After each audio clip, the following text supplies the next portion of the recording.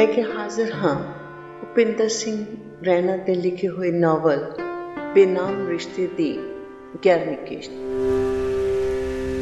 ते कड़ी जोड़न वास्ते पहलियां 10 किश्तां भी जरूर सुनो। सुरिंदर जो कि बबलू का दोस्त है अपनी पत्नी नूं लैके ते बच्चियां नूं लैके निर्धारित समय ते बबलू के घर आ गया। प्रीति भी अपनी बोली बोलन वालियां नूं एक अरसे बाद मिली सी ते बहुत खुश सी। बड़ियां वाकफियतां कड्डियां, कई रिश्ते फरोले, कई रिश्तियां की पहचान कड्डी। कश्मीर विच सिख समाज बहुत सीमित है, पिंड भी थोड़े ने। बारामूला जिले विच रफियाबाद ते करुण का इलाका पैंदा है, जिस विच 15 तो 20 पिंडां विच सिख वसदे ने ते फिर बडग्राम ते त्राल का इलाका है जिथे सिखां दी वसों है। ब्याह शादियां एक इलाके तो दूजे इलाके विच होणियां आम गल सी ते जदों मिल के कोई जान पहचान कट्टण लगदा है तो किसी न किसी पासियों दूर पार की रिश्तेदारी कोई ना कोई निकल ही आती है ते गलबात का इहो ही विशा रहिंदा है। इस तरह प्रीति ते सुरिंदर की घर वाली गप्पां ते गलबात करते रहे ते चंगा वक्त बीत गया। पता ही नहीं लग्या कि 2 दिन किवें गुजर गए। बच्चे भी एक दूजे नाल रल मिल गए। उस शाम नूं बलबीर ने सुरिंदर तो पूछा, सुरिंदर घुट ला लैंदा? हाँ यार, कदी कदी। चलो फिर तो गल बन गई। उत्थे जिथे ट्यूबवैल लगा है उत्थे बैठण की थां बनाई हुई है। बलबीर ने ट्यूबवैल वाल इशारा करके किया। ठीक है, थोड़ी ठंड तो होएगी पर नवेकली थां है, उत्थे ही बह के गपशप भी लावांगे। ते नौकर नूं कह के बलबीर ने बहण की व्यवस्था करवा दी ते थोड़ा हनेरा होण ते उत्थे जा बैठे। 1-2 पैग ला के बलबीर ने सुरिंदर नूं पूछा, यार वो साडा एक दोस्त हुंदा सी कुलदीप। हाँ, की कर रहा है ते कित्थे है? वो तो मर गया। मर गया? बलबीर ने अचंभत होकर पूछा। हाँ, कारोबार विच लैण देण दे चक्कर विच उसका खून करवा दिता। किसने? उसदे ही भाईवाल ने। कौन सी? यार उस समाज विच जदों साडी कौम दा कोई आदमी तरक्की करदा है ते उसनूं बर्दाश्त नहीं किया जाता। वो काफ़ी अगे वध गया सी, वड्डे वड्डे ठेके लैण लग गया सी। उस ईरखा विच उसनूं मरवा दिता। 3 दिनों बाद पहलगाम विच लिद्दर नदी के किनारे उसकी सड़ी गली लाश मिली सी। काफ़ी चर्चा हुई सी इस घटना की, अखबारां विच भी छपदा रहा, पर सुनवाई कित्थे होनी सी। अंत विच केस रफा दफा हो गया ते कुदरती मौत कारण दसदियां ते कुलदीप की कहानी का अंत हो गया। इस खबर ने अंदरों अंदर बलबीर नूं हद तो वध खुशी दिती।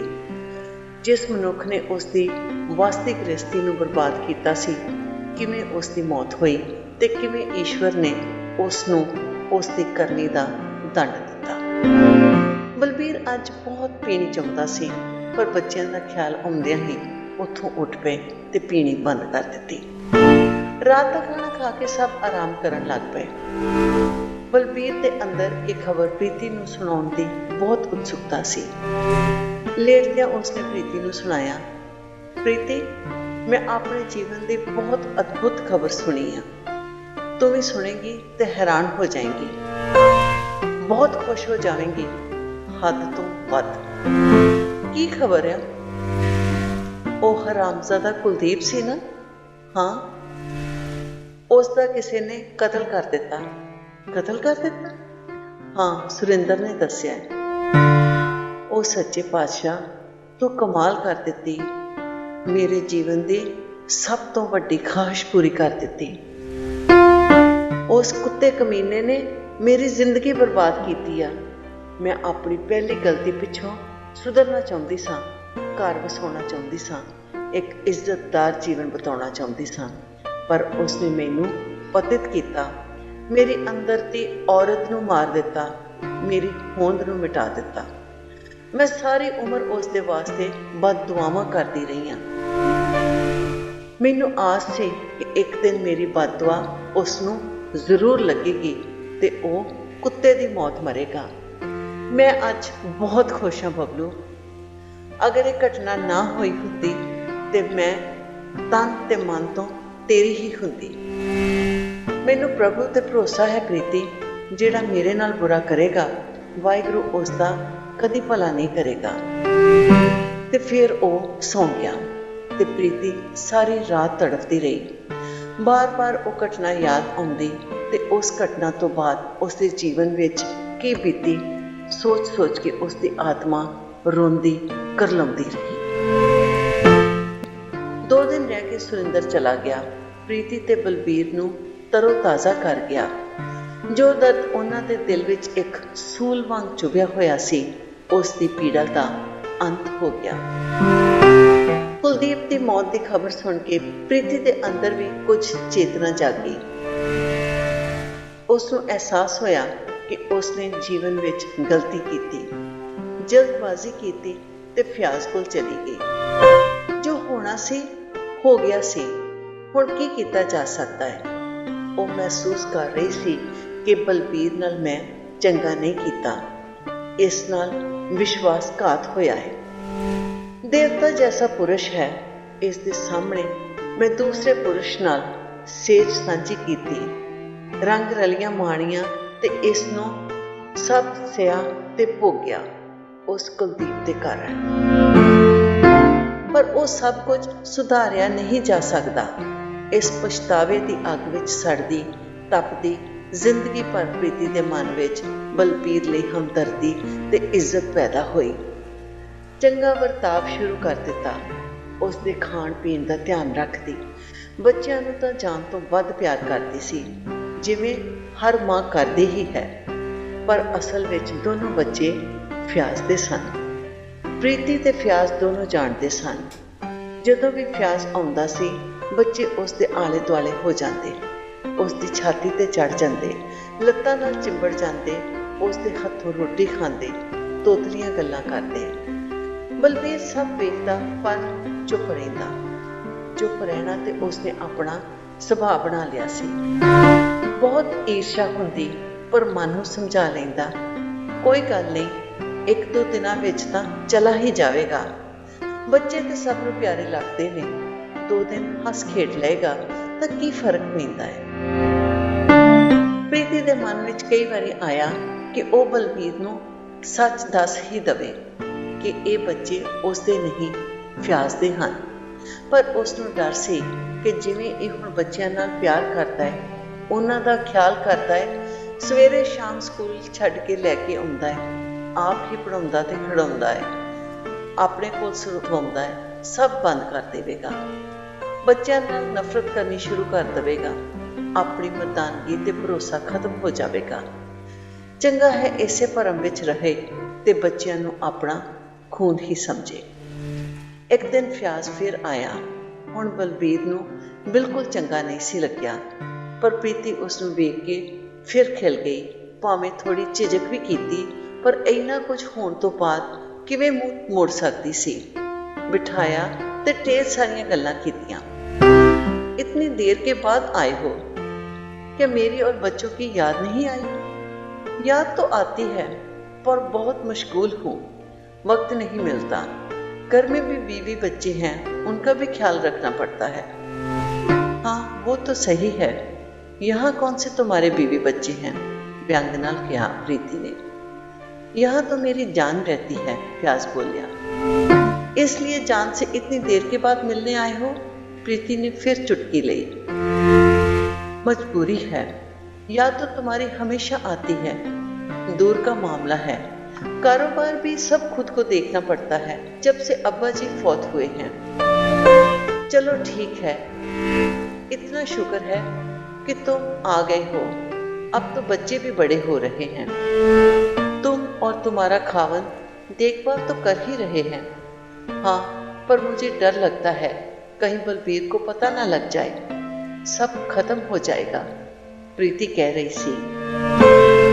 फिक्र मत करो, मैं सब देख लूंगा, अभी जिंदा हूँ, इंशाअल्लाह सब ठीक हो जाएगा। प्रीति मेरे दिमाग में ये बात हमेशा चलती रहती है कि मेरा बेटा क्या सिख ही रहेगा? हमारे दीन के हिसाब से गैर मुस्लिम काफिर होते हैं, तो काफिर मेरा बेटा बना रहेगा? फ्याज ने अपनी फितरत का पैंतरा खेटिया। मेरे से सारी जिंदगी रिश्ता रखा, मैं काफिर नहीं हूं? औरत का कोई मजहब नहीं होता, जिसके साथ निकाह करेगी उसी के मजहब की हो जाएगी। मैंने भी तुमसे निकाह किया है, खुदा की दरगाह में तुम मेरी बीवी हो, पर दूसरे आदमी की बीवी बन के रहती हूँ। ये तो एडजस्टमेंट है मेरी जान। ये एडजस्टमेंट नहीं, वैश्यवृत्ति है। हम सिर्फ अपनी हवस पूरी करते हैं और हमारे बीच कोई रिश्ता नहीं है, और इसी हवस की पैदाइश हमारे बच्चे हैं। वक्त आने पर सब पता चल जाएगा। सिर्फ तुम कोई बहाना बनाकर बेटे के बाल कटवा दो। बाल कटवाने से उसका मजहब बदल जाएगा क्या? मुझे कुछ पता नहीं। तुम्हें मैं जो कहता हूँ वैसा करो। जब मैं अगली बार आऊं तब तक तुम ऐसा कर लेना। इस वारी एक दिन ही रोक के फ्याज सवेरे जाने लिए तैयार हो गया ते जान लगे बलबीर को रोक गया। अच्छा भाई, चलता हूँ। ठीक है फ्याज भाई, एक मशवरा देना चाहता हूँ। आप यहाँ आने से गुरेज करें तो अच्छा होगा। ऐसी क्या बात हो गई? देखो भाई, बच्चे बड़े हो रहे हैं, समझना शुरू कर देंगे कि मम्मी हमारी अंकल के आने पर उनके कमरे में सोती है। बात तो आपकी दुरुस्त है। हम यहाँ नहीं आएंगे, प्रीति को ही शहर में बुला लिया करेंगे। क्या आपका दिल प्रीति से भरा नहीं है? क्यों उसकी जिंदगी में बार बार दखल देते हो, और कब तक दखल देते रहोगे? हमारी भी एक जिंदगी है, एक कुनबा है। हम भी चैन की नींद सोना चाहते हैं, अपने हिसाब से जीना चाहते हैं। देखो सरदार साहब, जिस दिन प्रीति हमें आने से मना कर देगी, हम उससे मिलना बंद कर देंगे, उसकी चौखट पे आना बंद कर देंगे। बेहतर है आप उससे ही बात करें। कह के वो उथों चला गया ते बलबीर उसनू जांदे देखता ही रहा। बलबीर का मन फिर तो उचाट हो गया। प्रीति का कुछ महीने बदलिया रूप एक धोखा ही जापिया। फ्याज नू वेख के वो फिर दीवानी हो गई, अपना आपा ही भुल गई, बच्चों की जिम्मेवारी तो अनजान हो गई ते फिर फ्याज के रंग विच रंगी गई। ये प्यार, इश्क एक पागलपन तो सिवा होर कुछ भी नहीं सी। होश विच होके भी मनुख सुध बुध गुआ लैंदा है। एक किहो जिहा प्यार सी, की सच्चाई सी इस प्यार दी। प्यार ते दो आत्मावां दा मेल है, एक पवित्र जज्बा है, पर यह प्यार ते केवल जिस्मानी सी, सिर्फ हवस इसका मकसद सी। इन्नी दूरों फ्याज आउंदा सी किसी दूसरे की पत्नी कोल। किस धर्म विच इसकी इजाजत है? इस्लाम विच 4 विआहां की अनुमति है, पर दूसरे की पत्नी नूं पत्नी बना के रखण की छूट नहीं है। ये हराम है, गुनाह है ते जनाह है, विभचार है। इस बार बलबीर नूं पहला नालों बतेरे गुस्सा सी, प्रीति उत्ते ते फ्याज ते भी। उसका मन करता सी कि इसका कतल करदियां ते हमेशा लई स्यापा मुक जावे, भावें फांसी ही क्यों ना लग जावां। उसके चले जाण तो बाद प्रीति नूं उसने गुस्से विच कहा, इसनूं इत्थे आउण तो मना कर दे, मैं इसनूं होर बर्दाश्त नहीं कर सकता। मेरे कोलों कोई कहर ना करवा बैठी। की करेगा? मैं इसका कतल कर दियांगा, उस दे नाल मेरा भी कतल कर दी। तू बाज नहीं आवेगी तो तेरा भी गला घुट दियांगा। हुण हद हो गई है। मैं नहीं चाहता कि बच्चों के हुंदे तू अपने यार कोल सोवें। कह के बलबीर बाहर निकल गया। प्रीति ने इहो जिहा रूप बलबीर का कदी नहीं सी वेख्या।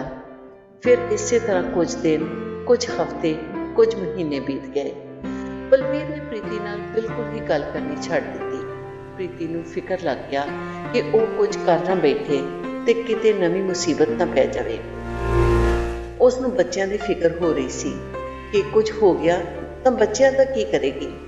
ਕੌਣ ਉਹਨਾਂ ਨੂੰ ਪੜ੍ਹਾਵੇਗਾ? ਕੌਣ ਉਹਨਾਂ ਦੀ ਪਰਵਰਿਸ਼ ਕਰੇਗਾ? प्रीति ने फ्याज को खत लिख दिता कि बबलू बहुत गुस्से में है, अभी जल्दी नहीं आना, जब मैं खत लिखूंगी तब ही आना। फ्याज प्रीति को कह के गया सी कि बेटे दे बाल कटवा देना। ये कोई सौखा काम नहीं सी। अगर उसने ये किया तो हो सकता उसका आखिरी दिन ही होवे। बलवीर सिक्खी का कट्टर धारनी सी, भावें उसने अमृत नहीं सी छकिया, पर कश्मीरी सिख धर्म की सोच रखते हैं ਅਤੇ बहुत कट्टर ਹਨ। पर फ्याज की सोच भी कितनी घटिया ते नीच सी। वो अपने धर्म का कितना कट्टर ते छोटी सोच रखता सी। मुसलमान हुंदियां उसकी सोच इहो ही सी कि प्रीति के बच्चे उसके बच्चे हैं ते वो बच्चे मुसलमान ही होने चाहिए हैं। जिथे भी बीज बीजते ने उत्थे दा फल भी अपने नां दा ही चाहुंदे ने। पता नहीं वेसवा तो जन्मे बच्चों का किस तरह नामकरण करते होणगे ते मुस्लिम धर्म विच उन्हां नूं किवें शामिल करते होणगे। प्रीति नूं फ्याज सारी उम्र बेवकूफ ही बनाउंदा रहा, उस दीआं भावनावां ते जज्बातां नाल खेडदा रहा। प्रीति दा घर बर्बाद करदा रहा ते आप अपना संसार वसाउंदा रहा। डुबदा सूरज आप दे इर्द गिर्द सोने की रोशनाई खिलार दिंदा है। लगता है जिवें सोने का खेत फैल गया होवे। आकाश के पश्चिमी खेतर विच पंछियों दी डारां लामबंद होके सूरज के सामने गुजरदियां हन। ये अद्भुत नज़ारा कितना मन भावना हुंदा है। वेखण वाला इस नज़ारे नूं वेख के मंत्रमुग्ध हो जाता है। ये दिन के अंत का दृष्टांत है। जदों भी कोई चंगी आत्मा का अंत होता है बहुत सुंदर हुंदा है। आकाश विच वसदे सारे देवते उस आत्मा का आप भगत करने वास्ते प्रतीक्षा करते हैं।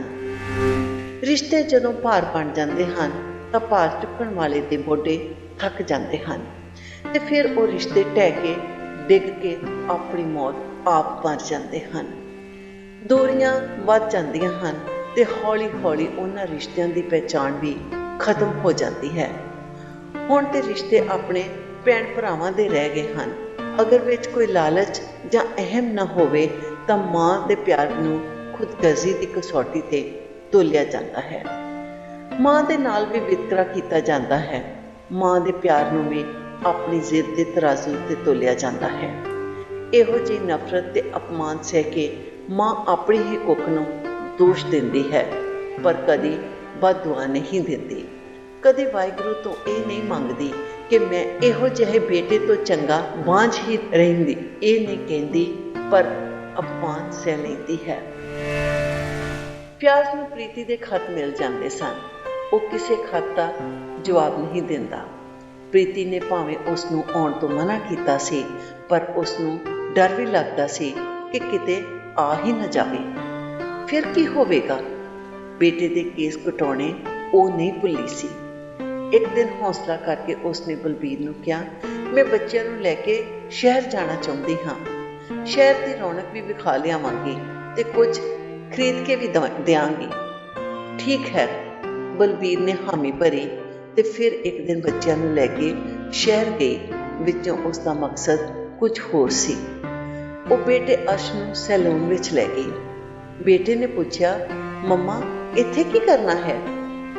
तैनू मोना बनाना है। वो की हुंदा है? जिवें तेरे सारे स्कूल के दोस्त बिना पटके स्कूल जाते हैं, उवें तू भी जाएगा। मतलब मैं वाल कटांगा? हाँ। नहीं मम्मा, इंज नहीं हो सकता। मैं वाल नहीं कटाने, मैं इंज ही ठीक लगता हाँ। मेरे सारे दोस्त ते टीचर मैनू सरदार जी करके बुलाते हैं। मेरे पापा नू कभी भी चंगा नहीं लगेगा। ओ बहुत गुस्से होणगे। मम्मा मैं सिख ठीक हाँ। तेरे फ्याज अंकल कह गए सी इनू मोना बना दियो। फ्याज अंकल ने क्यों कहा? वो कहने वाले कौन हैं? पता नहीं की दसदी छोटे जहे बच्चे नूं। बच्चे दे लख मना करन ते भी प्रीति ने उसके वाल कटवा दिते। वो जानती सी कि ये उसने ਬਹੁਤ ਵੱਡਾ ਕਦਮ ਚੁੱਕਿਆ ਹੈ। ਇਸ ਦਾ ਉਸਦੇ ਜੀਵਨ ਤੇ ਕੀ ਅਸਰ ਪਏਗਾ? ਇੱਕ ਹੋਰ ਪਾਪ ਉਸਨੇ ਕੀਤਾ ਸੀ।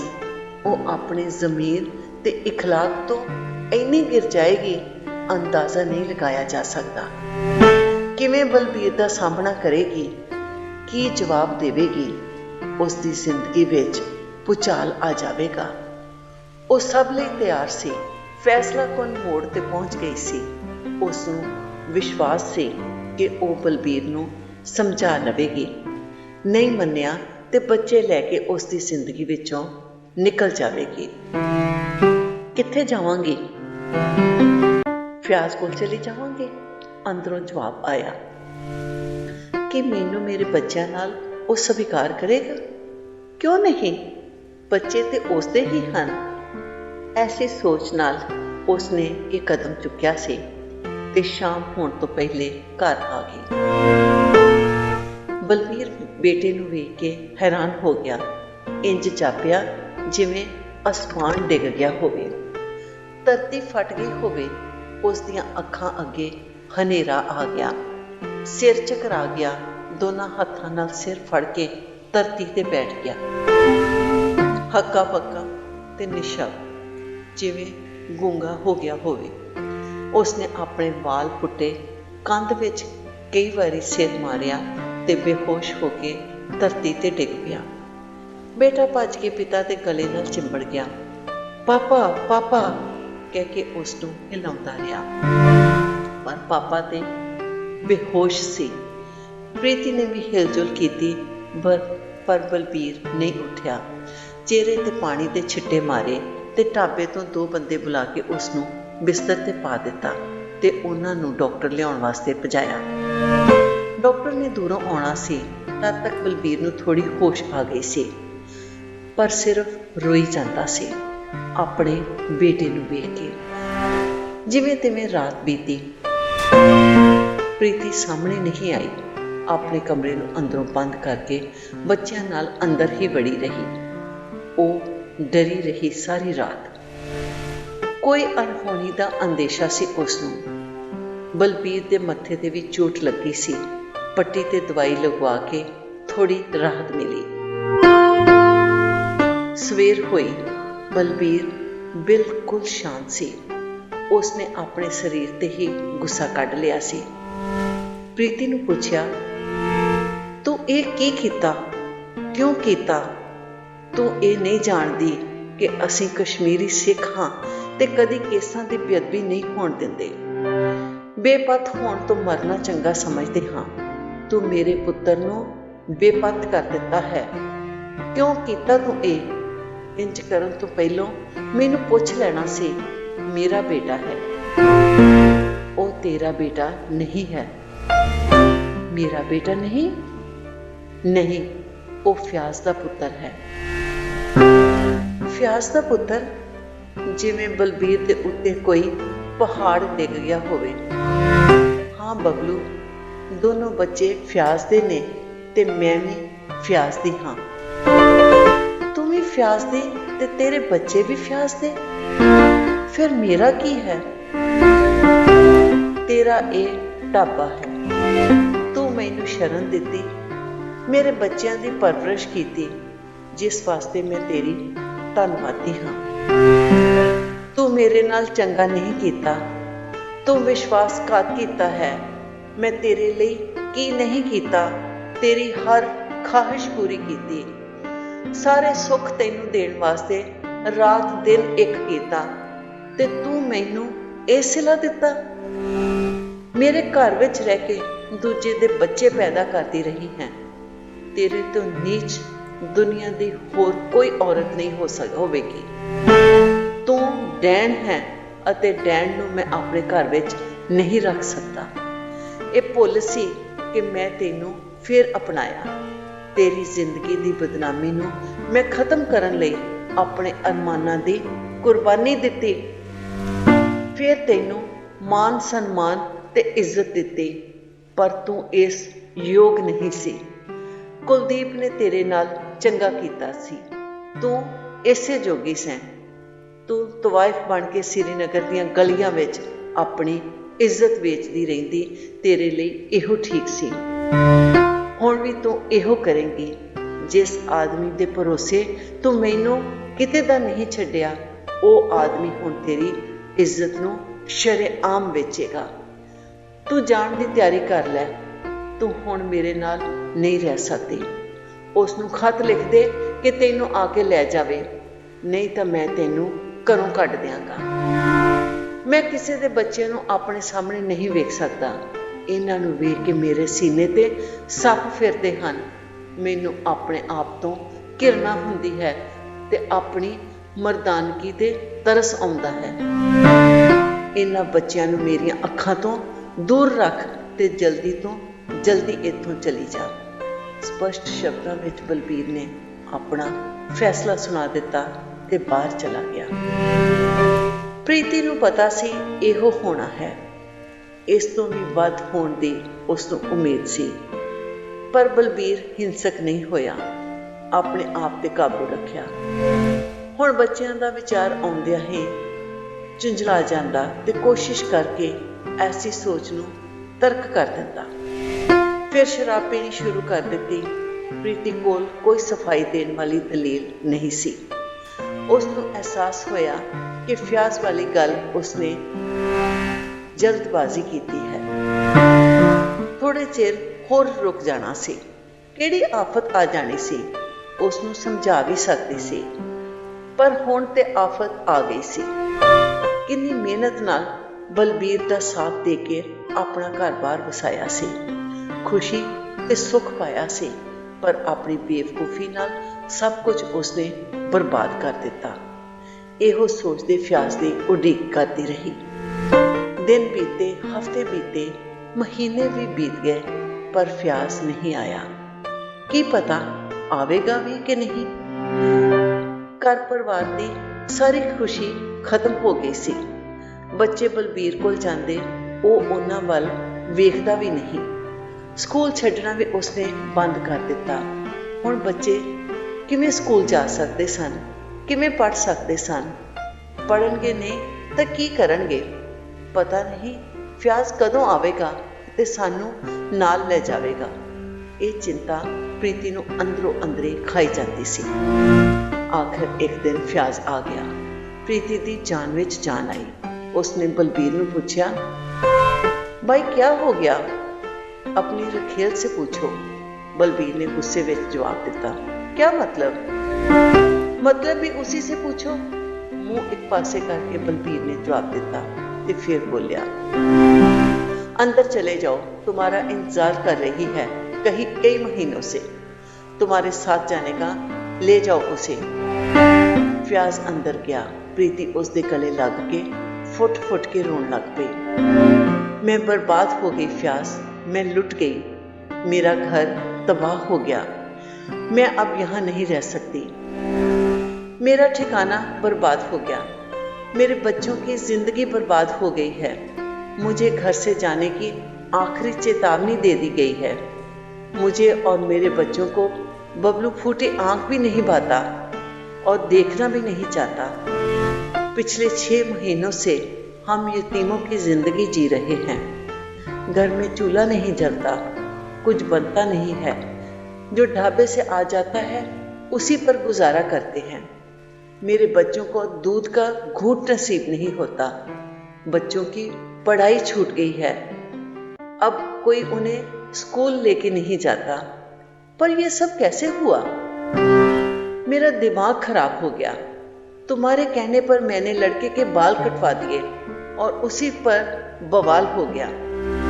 बबलू बर्दाश्त नहीं कर सका तो मुझे उससे कहना पड़ा कि ये दोनों बच्चे फियाज के हैं। फिर क्या था, वो तो अपने आप को मरने पर तुल गया था। बड़ी मुश्किल से वक्त संभाला। उस दिन से बबलू ने मेरे साथ बात नहीं की, बच्चों को बुलाया तक नहीं। जो खाने को देता है वही खाकर गुजारा कर लेते हैं। ठीक कहती हो, मेरे साथ भी ढंग से बात नहीं की, अब वो ढंग से बात करेगा भी नहीं। मैं तैयारी करके बैठी हूँ, तुम मुझे जल्दी से जल्दी यहाँ से ले जाओ, इसी में हमारा भला है।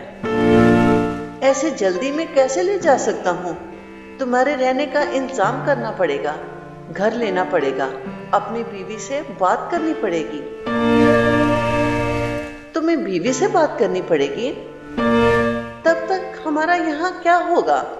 मैंने तो खत में तुम्हें लिखा था कि मुझे घर छोड़ना पड़ेगा, मुझे यहाँ से ले जाने का प्रबंध करके आना।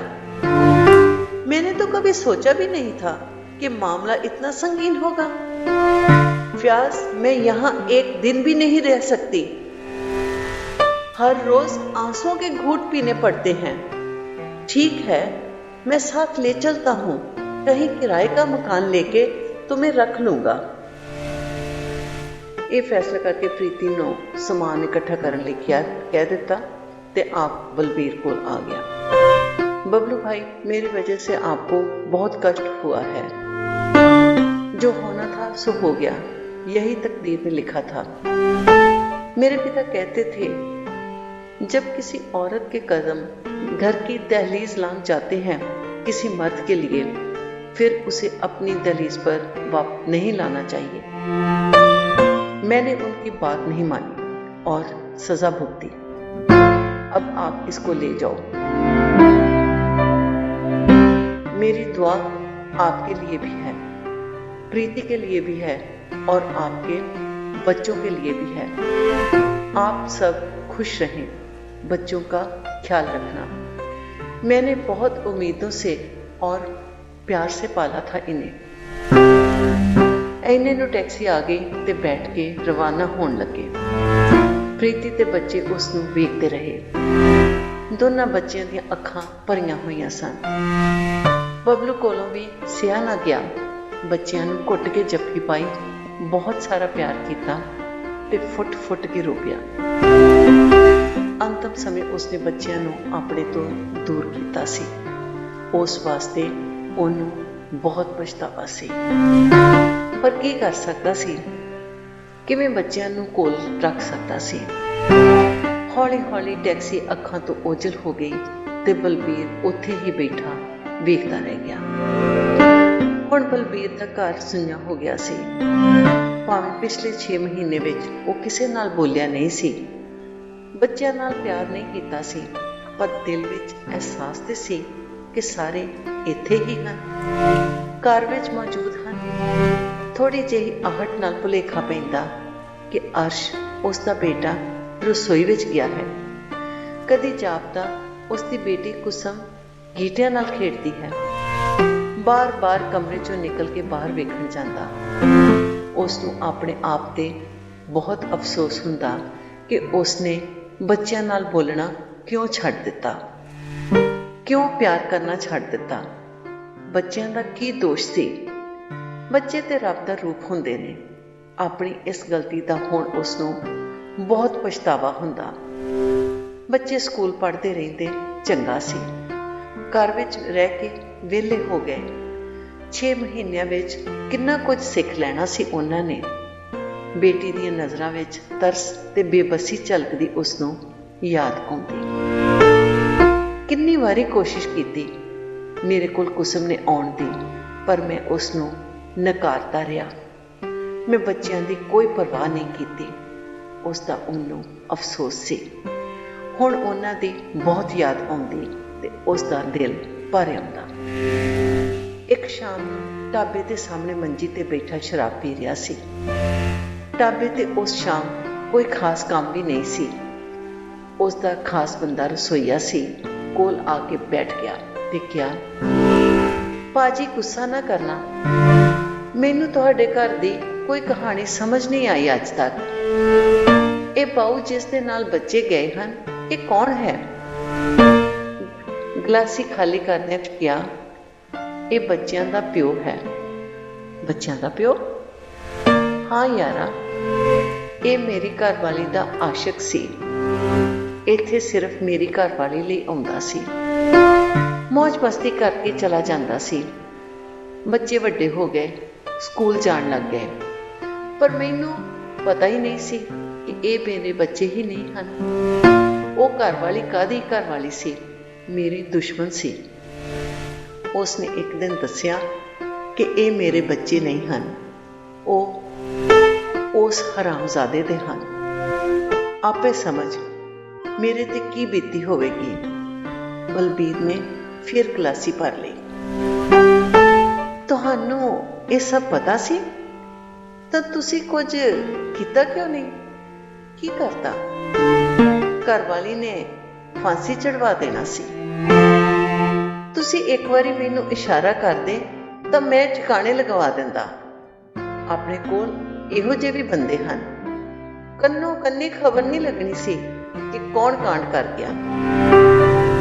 ਮੈਂ ਤੇ ਬਾਈ ਖੂਨ ਖਰਾਬੇ ਵਿੱਚ ਯਕੀਨ ਨਹੀਂ ਕਰਦਾ। ਤੁਸੀਂ ਚੰਗੇ ਬੰਦੇ ਹੋ। ਤੁਹਾਡੀ ਬੀਵੀ ਤੁਹਾਡੇ ਸਾਹਮਣੇ ਇਹੋ ਜਿਹਾ ਖੇਡ ਖੇਡਦੀ ਰਹੀ ਤੇ ਤੁਸੀਂ ਵੇਖਦੇ ਰਹੇ। ਯਾਰ, ਬੁਰਿਆਂ ਕੰਮਾਂ ਦਾ ਅੰਤ ਬੁਰਾ ਹੀ ਹੁੰਦਾ ਹੈ। ਜੋ ਕਰੇਗਾ ਸੋ ਭਰੇਗਾ। ਉੜਕ ਸੱਚ ਇਹੀ। ਚਲੋ ਜਾਨ ਛੁੱਟੀ, ਕੋਈ ਗੱਲ ਨਹੀਂ। ਮੈਨੂੰ ਤੇ ਬੱਚਿਆਂ ਦਾ ਅਫਸੋਸ ਹੁੰਦਾ ਹੈ। ਇੰਨੇ ਨੂੰ ਇੱਕ ਟਰੱਕ ਆ ਗਿਆ ਤੇ ਸਾਰੇ ਕੰਮ ਵਿੱਚ ਰੁੱਝ ਗਏ। ਇਸ ਕਿਸ਼ਤ ਨੰਬਰ 11 ਤੇ 12ਵੀਂ ਬਹੁਤ ਜਲਦੀ ਅਪਲੋਡ ਕਰਾਂਗੇ। ਜੇ ਤੁਸੀਂ ਇਸ ਚੈਨਲ ਨੂੰ ਹਾਲੇ ਤੱਕ ਸਬਸਕ੍ਰਾਈਬ ਨਹੀਂ ਕੀਤਾ ਤੇ ਪਲੀਜ਼ ਸਬਸਕ੍ਰਾਈਬ ਦਾ ਬਟਨ ਨੱਪ ਕੇ ਜਲਦੀ ਹੀ ਸਬਸਕ੍ਰਾਈਬ ਕਰੋ ਤੇ ਨੋਟੀਫਿਕੇਸ਼ਨ ਤੁਹਾਡੇ ਕੋਲ ਪਹੁੰਚੇਗੀ ਆਉਣ ਵਾਲੀਆਂ ਸਾਰੀਆਂ ਕਿਸ਼ਤਾਂ ਦੀ ਤੇ ਨਾਲ ਹੀ ਆਉਣ ਵਾਲੇ ਹੋਰ ਨੋਵਲਸ ਤੇ ਸਟੋਰੀਜ਼ ਦੀ।